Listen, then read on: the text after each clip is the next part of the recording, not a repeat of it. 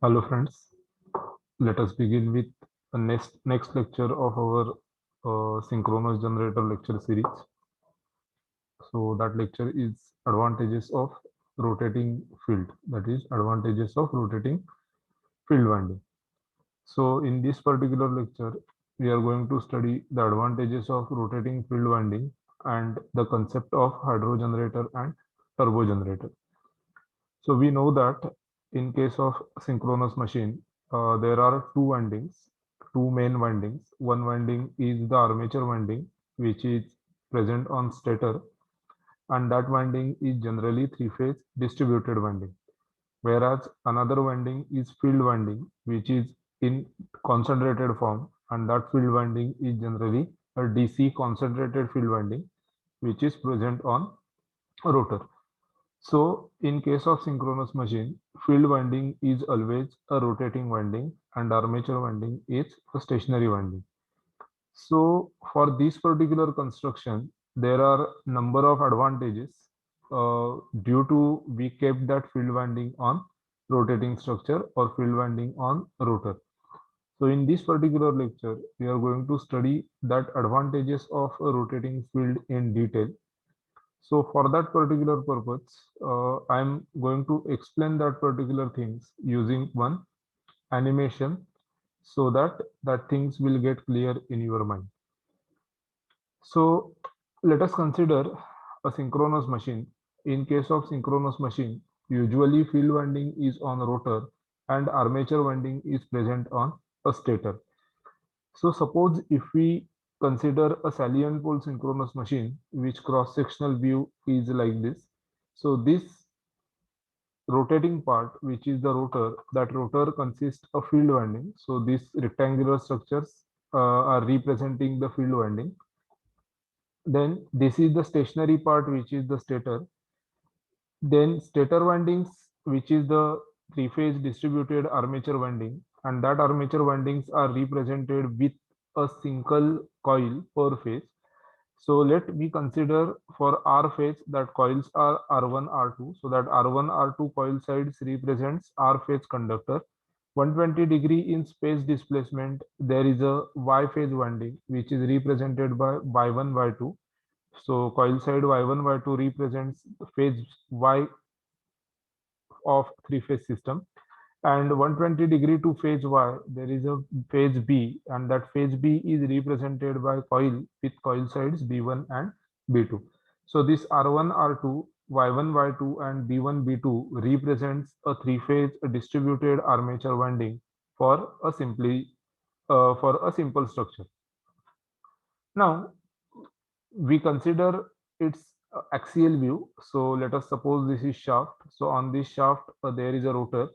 So that rotor consists the field winding. So we consider these are the field winding on rotor.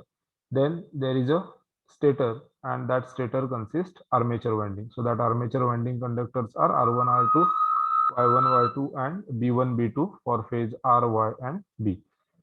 Now to excite this particular field winding from external DC supply, we require two slip rings because this rotor and field winding is in rotating condition. So to excite that field winding from external DC supply, we require two slip rings. So that slip ring and brush arrangements are there to energize the DC field winding which is present on rotor. So this is a schematic representation of a synchronous machine with field winding on rotor and armature winding on stator.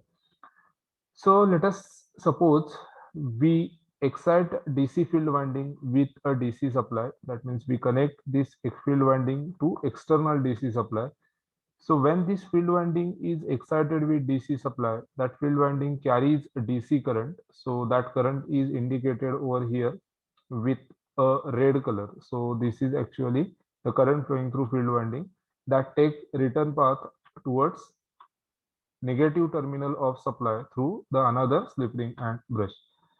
So whenever the DC field winding carries current, there is a formation of a magnetic field. So whenever the DC field winding carries DC current, the flux is set up in air gap. Okay, so that flux gets set up inside air gap. Now, if we rotate this alternator with the help of some prime mover, okay, so whatever alternator is there, so if we move that alternator with the help of some prime mover, so that prime mover may be some motor or that may be some turbine. So when we rotate this alternator with the help of prime mover, then there is a relative motion between the magnetic field and stationary armature conductor takes place. And due to that relative motion, the three-phase voltage is induced inside armature winding. So whatever EMF which is induced inside armature winding, that EMF is a balanced three-phase EMF because this winding is a balanced three-phase winding, and the corresponding phase EMFs displaced by their adjacent phases by angle of 120 degree in time. That means if we consider suppose R phase as a reference phase, then the induced EMF in phase B lags R phase by 120 degree, whereas induced EMF in phase B, so that lags R phase by 240 degree. So whatever EMF which is induced inside armature, that EMF is a balance three-phase EMFs. And this EMF get induced in armature due to the relative motion which is created between the field and stationary armature conductor. Now, if we stop prime mover, that means by some means if we decrease speed of prime mover to zero, so if rotating speed of prime mover is zero, there will be no relative motion between field and stationary armature conductor. Therefore no armature voltage is induced inside armature winding. So we know that for induction of EMF, three important parameters are there. That is, there must be certain conductors, there must be magnetic field, and even though conductors and magnetic fields are present, if relative motion between this field and conductors is not there, then EMF will not induce inside conductor. So third important parameter is the relative motion between the conductor and magnetic field. So that relative motion is created over here by rotating the rotor with the help of prime mover. That may be motor or that may be any kind of turbine. Now, if we turn off a DC supply, okay, so if we turn off a DC supply, that means whatever external DC excitation provided to field, if we switch off that DC supply, then current flowing through field winding is zero. As current flowing through field winding is zero, the flux which is set up by field is also zero. So if we disconnect field winding from DC, no flux will set up inside air gap. And in this particular condition, if we rotate the rotor with the help of prime mover, even though there is a rotor is in rotating state, even though there are stationary armature conductor, but as flux is absent, the armature EMF induced inside armature winding is equal to zero. So no armature voltage is induced inside armature winding. So this is actually the general working of your synchronous alternator. Okay.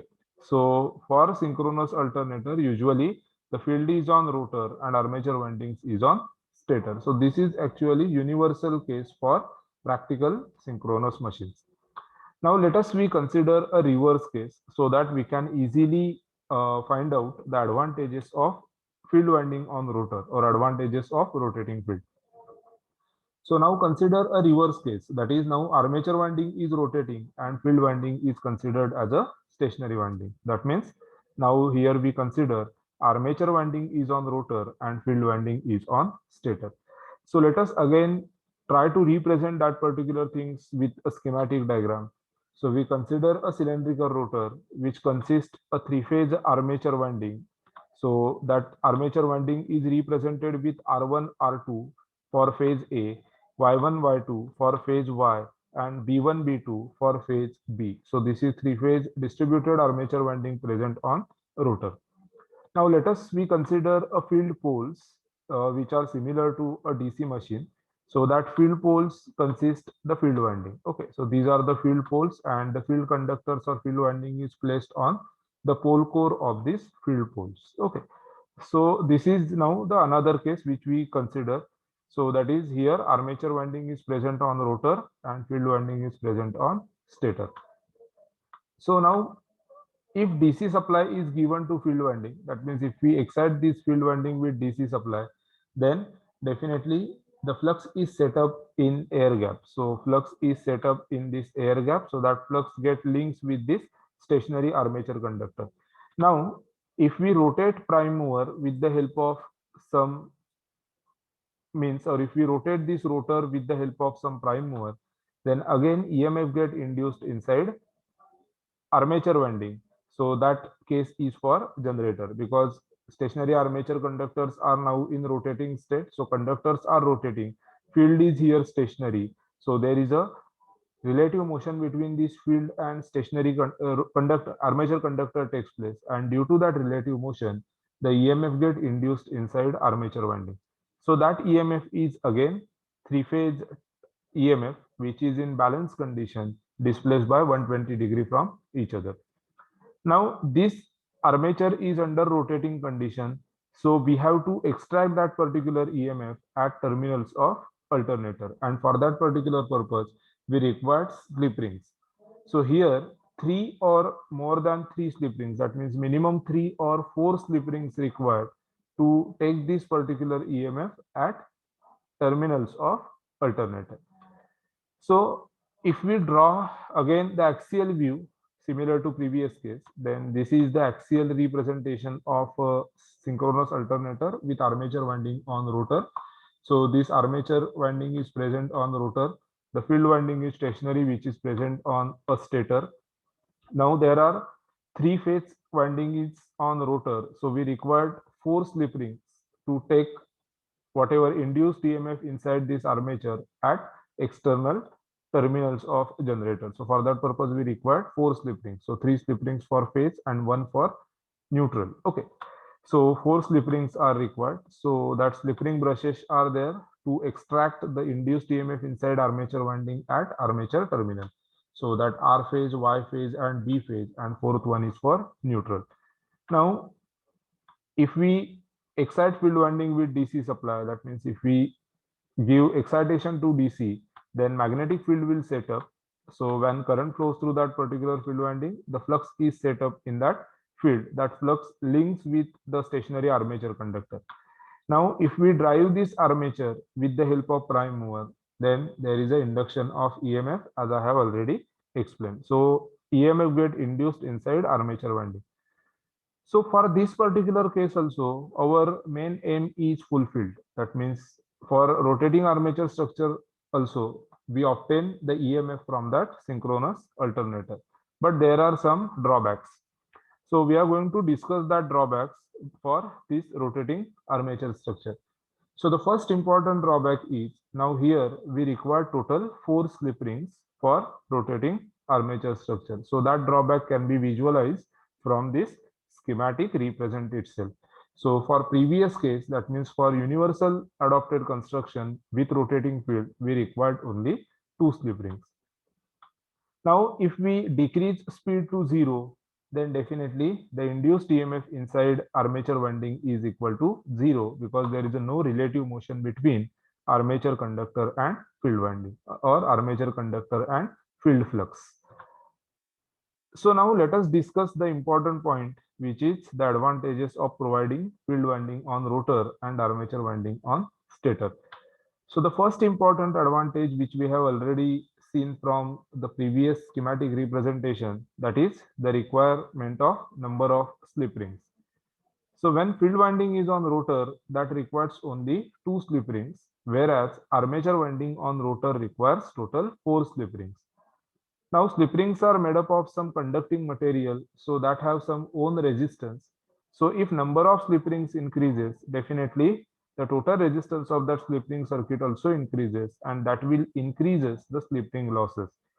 So with rotating armature structure, as 4 slip rings are required, the magnitude of power loss in slip ring is more as compared to the rotating field. So slip ring losses in case of rotating field structure is less as compared to rotating armature structure. So that is the first important advantage of rotating field winding.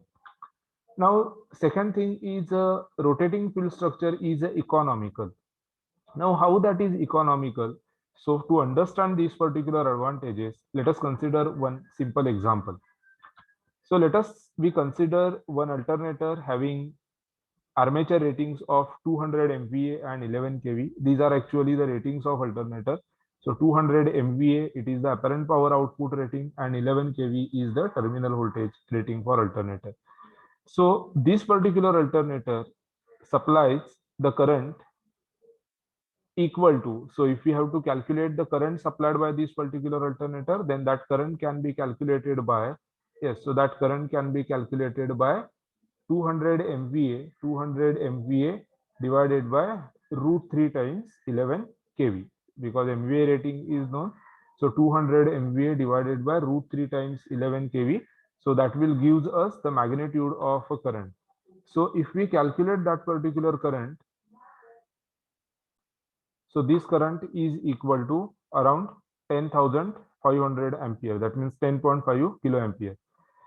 So for this particular current, the slip ring sides should be large. Okay, so that means whatever slip rings are there, that slip rings must be able to carry the current of 10,500 ampere or 10.5 kilo ampere. So as the current carrying capacity of slip ring is increases, definitely their size is also increases. And again, when this carries a current of such higher magnitude at a voltage rating of 11 kV, then we have to properly insulate that slip ring from a shaft structure. So due to these particular cases, as size of slip ring increases as well as insulation cost is increases, the total cost of alternator is increases with rotating armature structure. Whereas if you consider the field winding on the rotor, so let us suppose we have a field with a capacity of 1 megawatt and field voltage of 500 volt, then the current flowing through field winding is equal to 1 megawatt divided by 500 volts. So that comes up to 200 or 2000 ampere or 2 kilo ampere.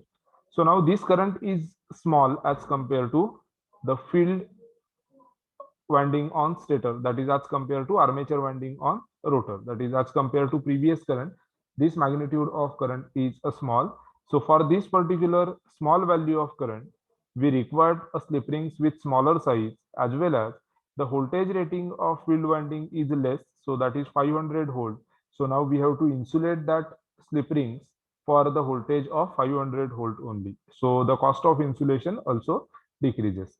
So by considering these particular cases, we can simply conclude that with field winding on the rotor, the cost of total alternator, that is the initial cost of alternator, reduced due to reduction in the size of slip rings as well as the reduction of cost of insulation. Okay, so as insulation cost is less, because that field winding is generally works at a lesser voltage as compared to armature winding. Therefore, the insulation cost is reduced, and effect of that is reduction in the total cost of alternator. So with field winding on rotor, the alternator is a more economical. Now, third one is related to cooling and insulation. So the stationary armature windings, which are generally operates at very high voltages, are easily insulated for this high voltage value. So we can easily insulate that stationary armature structure or stationary armature winding from the another parts of machine for a very high value. So we can provide the proper insulation up to 33 kV also. Okay, so 11 kV or 33 kV rated alternators can be easily insulated if armature windings are stationary, because it is very easy to provide insulation for a stationary winding as compared to the rotating winding. Again, when the armature winding carries current, as that armature winding continuously carries load current, so the temperature of that armature winding increases. So we can easily cool the stationary armature structure more efficiently up to rating of 10 1000 megawatt or for above also. So we can easily cool the stationary armature winding. So the cooling is more efficient for a stationary armature structure. Now, As field winding is a low power winding, therefore the entire field structure is a lighter, so the weight of rotor get reduced, and for this low weight rotor we require low torque to drive that rotor. So whatever torque output from prime mover, that torque output is also reduced. So whatever output which is required from prime mover to drive that particular rotor is decreases when field winding is on rotor, because a low power field winding is lighter as compared to high power armature winding. Now again, as rotor is a lighter structure, therefore we can run that particular rotor at higher speed. So high speed and more outputs are possible for the given dimensions of a machine.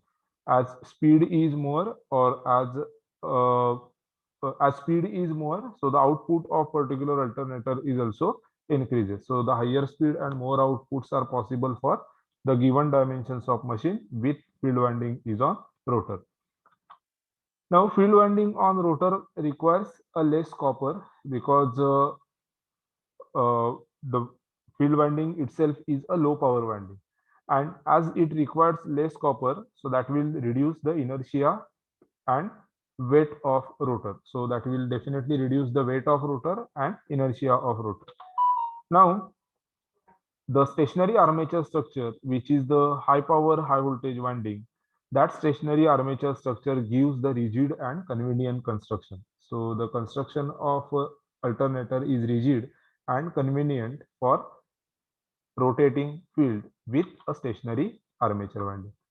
So these are the various advantages of a rotating field in case of synchronous machine. So due to these particular advantages, universally alternators with rotating field winding construction is adopted, and alternators are designed with such construction for higher rating. So for alternators, always a low power winding is a field winding, which is a rotating winding, and high power winding is armature winding, which is a stationary winding. Now let us move towards next important concept, that is concept of hydro generators and turbo generators. So we know that there are two different types of a synchronous machine related, which depends upon the construction of a rotor or geometrical structure of a rotor. So the types are cylindrical rotor synchronous machine and salient pole synchronous machine. Now, cylindrical rotor synchronous machines are generally used for high-speed application, whereas salient pole synchronous machines are used for low-speed applications due to their constructional features. So now let us discuss the differences in construction of rotors which are used in hydroelectric and steam power plants. So let us consider first is hydroelectric power plant. So in hydroelectric power plants, alternators are generally driven with the hydraulic turbines. So whatever alternators which are present in hydroelectric power plant, that alternators are generally driven with the help of hydraulic turbine, and hydraulic turbines are designed to operate at relatively lower speed. So the operating speed of hydraulic turbine is less. So the alternators which are driven by these low speed prime movers must have a relatively larger number of poles.